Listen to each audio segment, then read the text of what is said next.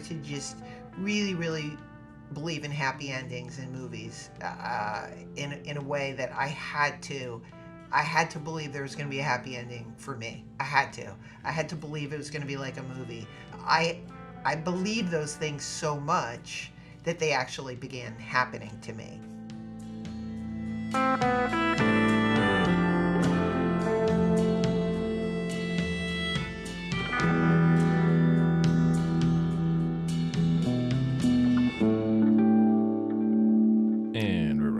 Welcome to The Well. I'm Anson Mount. And I am Brandon Edgens. And Brandon, I have this, I've actually always had this theory that everyone has that one particular friend that just weird stuff seems to happen to them all the time. They attract weird people, weird situations. There's something about their energy that there's constantly strange things happening.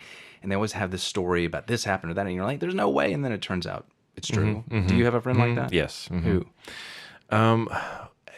Right now, it's sort of I'm bouncing around. I wasn't ready for the question. I have. There's a kind of a couple, but I would say right now, I would say Chuck. Yeah, Chuck Moss, because he always starts off with, "I was minding my own business. I was minding my own business," and then I'm in Mexican jail. I'm like, again, like he's been there a few times by now, and like you can't just be minding your own business. But like it seems he finds himself there a lot. Well, for me, that friend is Illeana Douglas. She's a very prolific actress. She's appeared in a ton of movies like, Cape Fear, To Die For, Quiz Show, Goodfellas, Jungle Fever. The list goes on. Gosh, I'm going through the list now. It's crazy. I know, right? Yeah. What?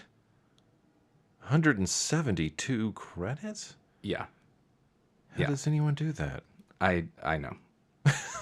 Well, I always was, and we've known each other for a long time. I was always the one on the set, like, people saying, "Oh my God, these crazy things happen to you." Tell them that story about. It's strange. Crazy stuff does happen to you a lot. Yeah, somebody nicknamed me Illeana Rama. That sort of stuck because it was always like, and then the car went up the hill and Jeff Goldblum was helping hold it up. And it always would weirdly, of course, because my life involved some celebrity. I seem to be surrounded. I kept going to like celebrity dog funerals. It was just like an odd I'm at another celebrity dog funeral. And I can personally attest to this, Brandon, because the first day I ever met Illeana, we both somehow got talked into modeling swimwear for Cynthia Rowley on a runway walk that had been constructed in the backyard of some Hamptons billionaire that neither of us had ever met or knew. And somehow the entire party then ended up in the swimming pool. It was just one of the most bizarre evenings of my life. And anyway, I quickly realized that this kind of stuff happens to Illeana all the time. And because it usually involves celebrities, for a long time I just assumed it was because those were the circles that Illeana occupied, being a celebrity herself. But then, okay, so she wrote her memoir entitled I Blame Dennis Hopper, which I was very excited about because I knew that she'd have a ton of great material. But then when I read it, I was like, oh, okay. Because Illeana, she kind of has this theory about why all this weird Hollywood stuff keeps happening to her, and it has to do with one fateful moment in her early childhood. Growing up, my parents saw the movie Easy Rider with Dennis Hopper, and it plunged us into like a life of poverty. Like we were an upper middle class family living in Connecticut until they saw that movie. I know how that sounds. No, it's such a left turn from where you can possibly go. It's like I know a movie, right? Like 175-minute low budget indie made with 2 motorcycles and a camera and a lot of weed was the thing that would come to destroy Illeana's family. Easy Rider was shot on the other side of the country. Nobody in her family knew anyone involved. It was fiction, for crying out loud. But somehow this unlikely little hippie adventure film came down like a hammer, and it completely altered Illeana's childhood.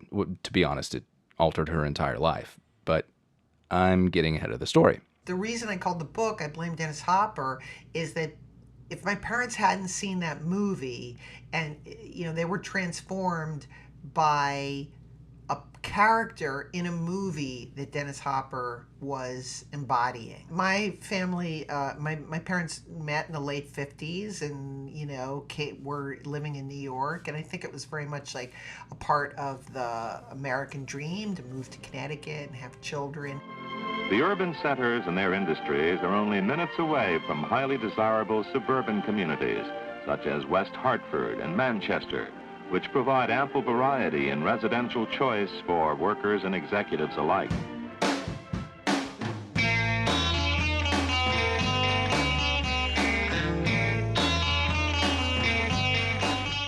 And then the 60s was kind of a rebellion against all of that, against being a typical housewife and being bourgeois and buying a washer dryer, and the idea that all those things that meant so much in the 50s suddenly in the 60s became, you didn't want to be identified as that kind of person. So I think that for my parents, that's what it was, and getting caught up with the counterculture, and then obviously the Vietnam War and all of that kind of stuff. My father ended up leaving his job and starting a commune called the Studio, and started a band, and he ceased being my father or anybody's father or the American ideal of what a father was. He became Dennis Hopper in Easy Rider. Like, that's in my mind, when I was 5. What was it about that movie?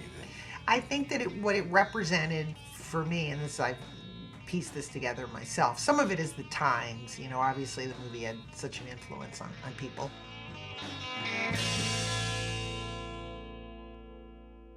But the only issue that I see, and I'm just an observer, is that, there were 3 small children to be considered. Yeah. And so the idea that, my dad had his own commune with like women running around and, people doing drugs and, I don't know, was that I love it because it gave me a great idea for a book, because my observation was that they were in a movie. We were in this kind of 60s movie, with all these men that looked and sounded like Dennis Hopper.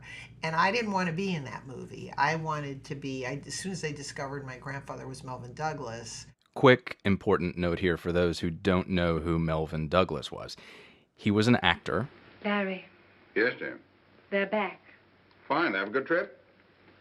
Who? The Evans. The Evans are still in Bermuda. The Hiccups are back. Huh? Oh.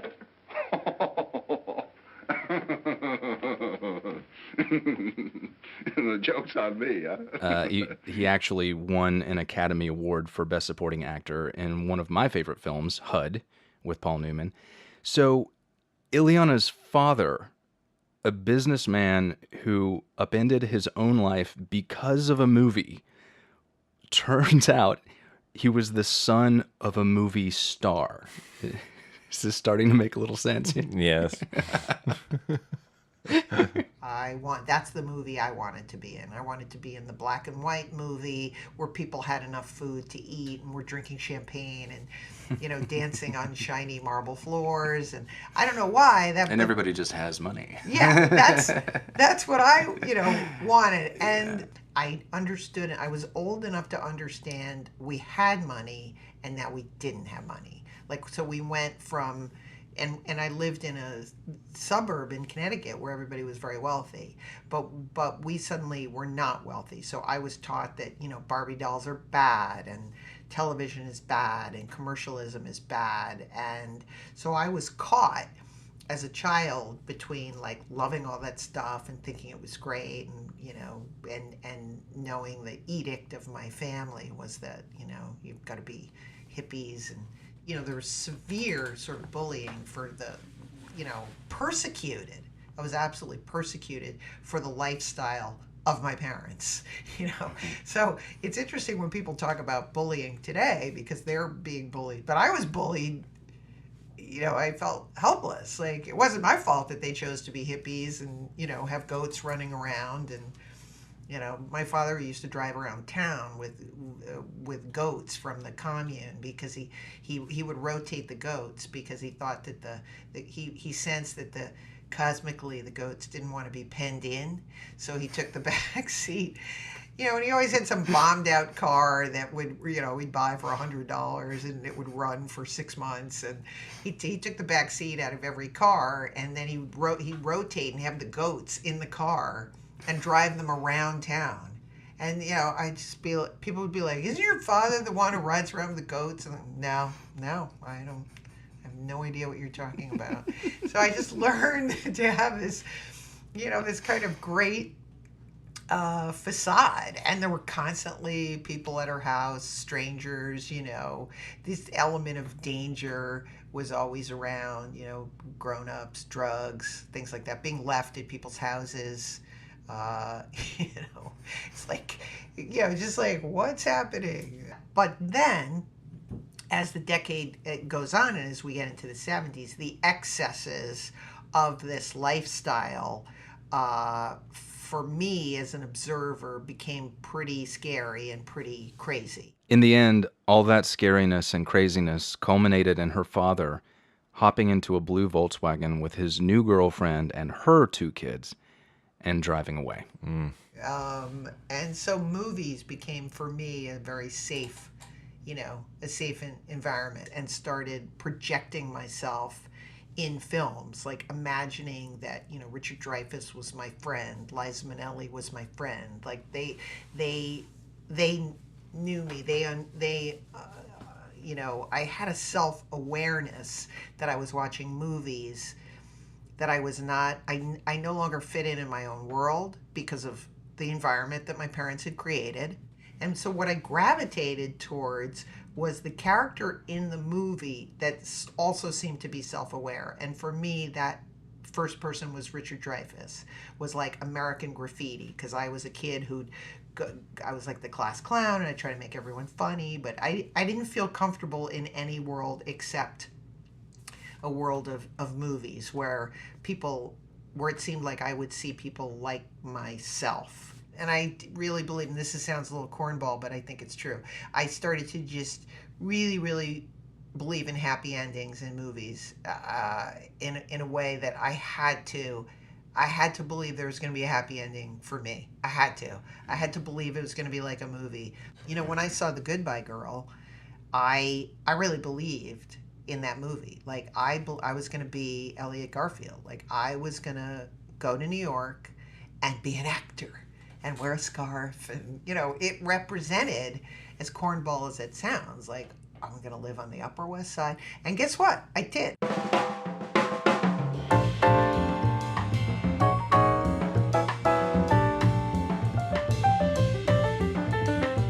So when Illeana is 18, she gets accepted into a renowned acting school located in New York City. And at first, it seems like the movie of her life is happening. But just like any good plot, the second act doesn't just have its high points. The second act is there to test our hero's resolve. So it led me eventually, you know, into a world of acting.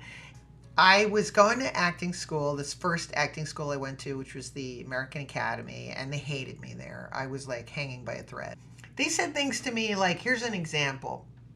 Teacher said to me that my voice was so horrible that the only thing I would be able to do is sell refrigerators. First of all, I don't even know what that means, but that's how horrible my voice is.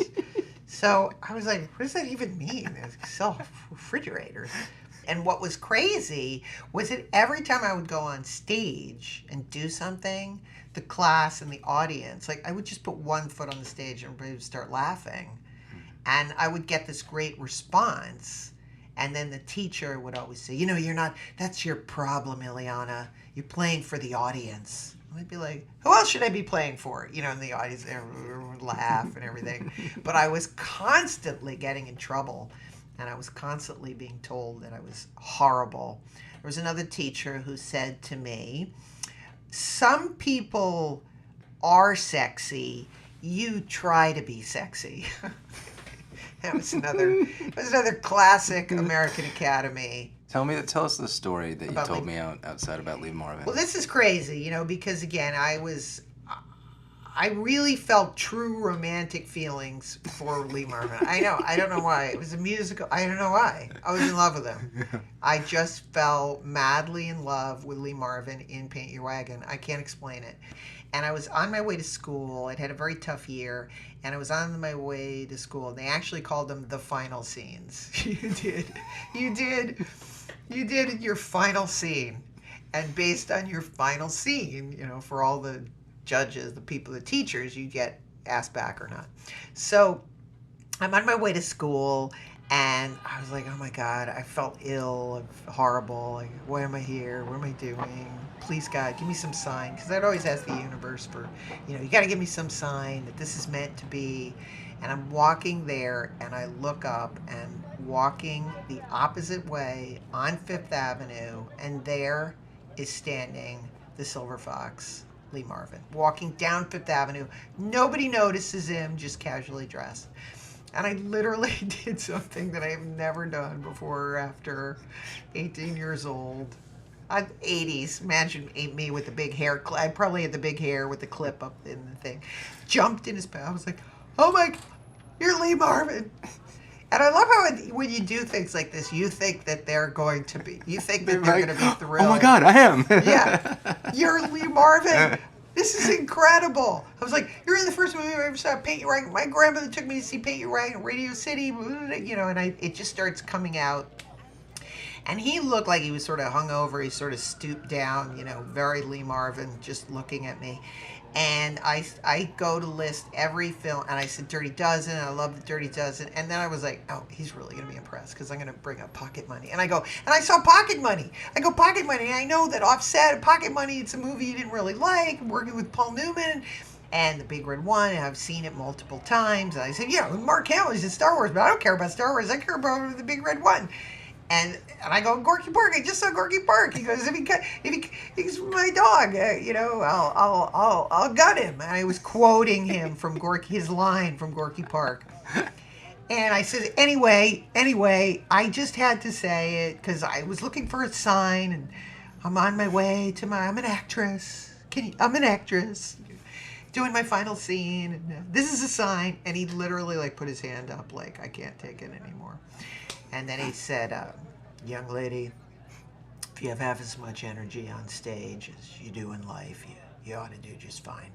And then I just started I started tearing up, and then he leaned down, kind of kissed me on the cheek and did a little tip of the thing, And I literally just stayed there. I couldn't move. I couldn't walk. I watched him walk up Fifth Avenue, kind of disappear in the crowd. Nobody saw him. Nobody noticed him. I literally was they talk about dancing on here. I was 3 feet off the ground, ran to school. I just met Lee Marvin, Who? What? Who cares? So. How'd your final scenes go? Well, this is what's so funny. I write about this in the book. I was I was on fire. Because Lee Marvin, I was on fire. And I killed. The audience was insane. And the audience was literally crazy, stomping their feet. Everything was great. And it's afterwards there's a big party, and the president of the school comes up to me, and I'm thinking, finally, we have had this year where it was she raked me over the coals. She's finally going to tell me how great I was. And she takes me by the hand and she goes, goodbye, Illeana. And then she just walked away, and I was like, wow, that sounds ominous, And sure enough, 3 weeks later, I get this letter. You have not been asked back, and I was devastated, I was absolutely devastated, but I was also really angry because, and this is what I talk about the lesson with Lee Marvin. I could get welled up thinking about it. Lee Marvin saw something, as corny as that may be, and maybe I'm delusional and making it up, but in my mind, Lee Marvin saw something in me. No matter how bombastic or stupid it was. Mm-hmm. And look at where I am today. I did make it. he saw something in me. And I was like, you know what? The American Academy, them, they're a bunch of idiots. And I was 18 years old, and I was like, you know what? You know what I'm going to do these? I called up the neighborhood playhouse, and I was like, I went to get a law to go to another acting school. I called up the neighborhood playhouse. I auditioned for the neighborhood playhouse, and I went to school at the neighborhood playhouse. And everything that they hated about me at the American Academy, once I got into the playhouse, it was, I was unique. I was my own unique, unorthodox, larger than life personality. And I feel like they were trying to stifle that at the Academy. They were trying to make me into something that they thought actors, should be. And so I feel like Lee Marvin literally saved my life. Second acts are tough. You and I both know that as writers. Mm-hmm. They're a delicate interweaving of challenges, failures, temptations, lessons, each one incrementally adding up to some kind of transformation in our hero. We don't need to linger on each step of Illeana's second act because, well, you can go see her movies. But there is an end point to the second act. It's when our hero finally realizes the true goal of their quest. Now, quite often, it looks nothing like the hero thought it would, but other times, it's so poetically realized that it makes the hero and us in the audience really wonder if there is a strange and mysterious design at work. And then ultimately, I ended up working with the real Dennis Hopper.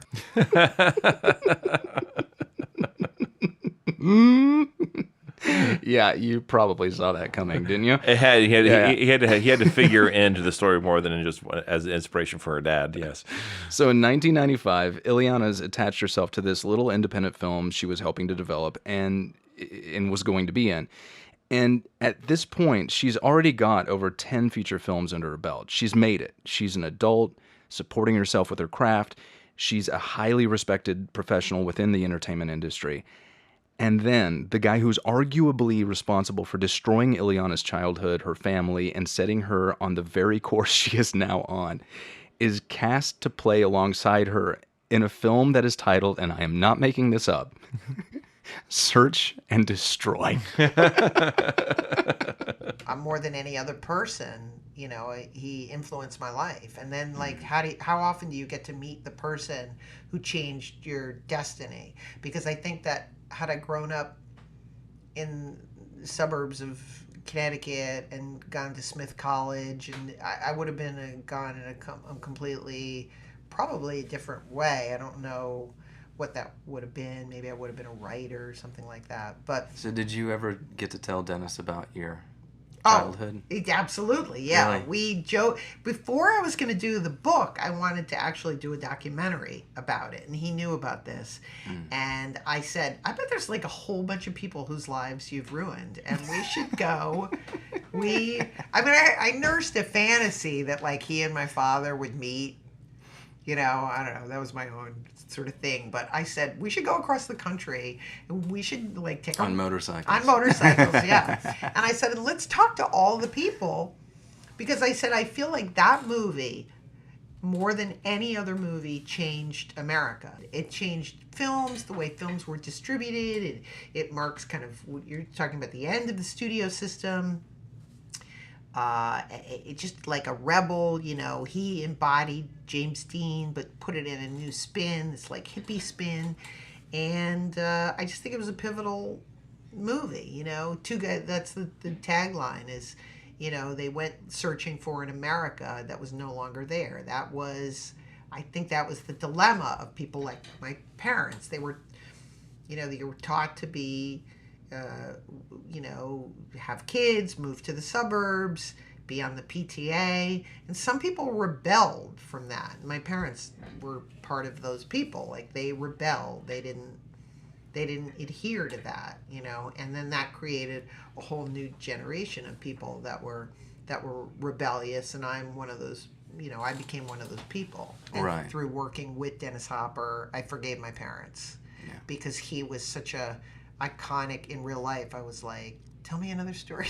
You know, like it was unbelievable. He just was a mystic, and and I thought, well, he sort of hypnotized my parents through seeing that movie. And, you know, I was like, God bless Dennis Hopper. You know, like if I hadn't been for Dennis Hopper, it set my whole mindset. So I thought it would have been a really cool, uplifting movie. Unfortunately, his cancer happened so dramatically and so quickly that I didn't even get to talk to him. What a loss.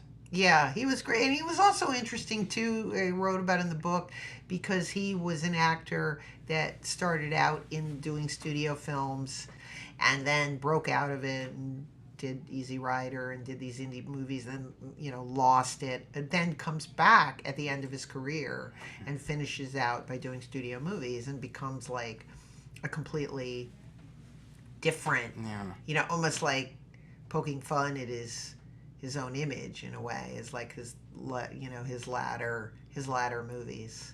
I have also worked with Peter Fonda, which is bizarre. In the movie Grace of My Heart, he came in and he played a character named Guru Dave, and so we got to smoke a joint together. So that was also weirdly surreal, of like my hippie childhood. Did either of them ever apologize for ruining your childhood? Yeah, Dennis did. He used to go, sorry. Sorry. I was like, yeah. Sounds real sincere, Dennis. Yeah, you sure are sheepish. And that's it. Oh. I don't know, do you have any theories about, you know, why weird things happen to certain people?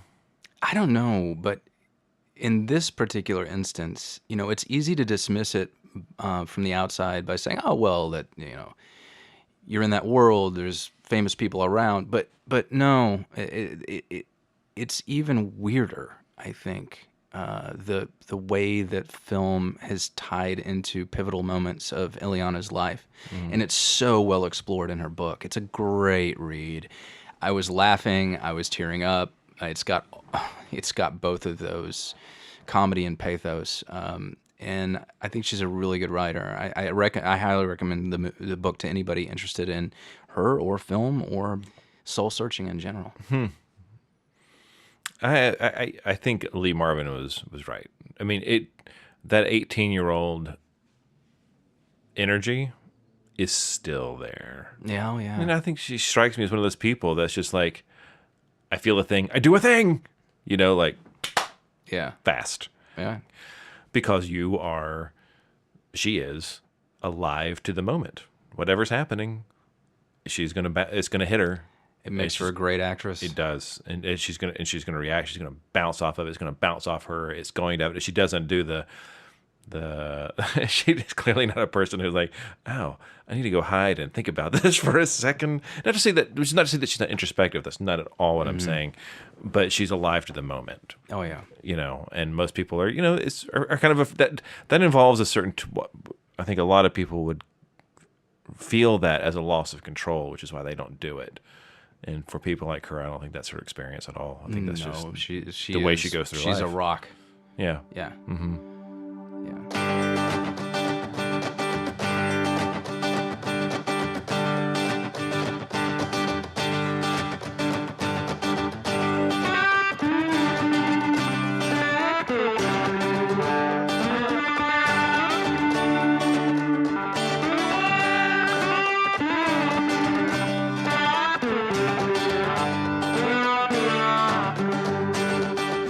The Well was produced, recorded, and edited by Brandon Edgens and myself, Anson Mount. Theme music by Jonathan Myberg. The additional tracks you heard in this episode are Guava Juice by Aaron Lieberman, Arabian Sands by Ease Jammy Jams, and Ticket to Nowhere Man by Audionautics, provided under a Creative Commons Attribution License. Special thanks to Illeana Douglas for taking the time to chat with an old friend. You can find her book, I Blame Dennis Hopper, on Amazon and Audible and in all major bookstores. Have a great week, everyone.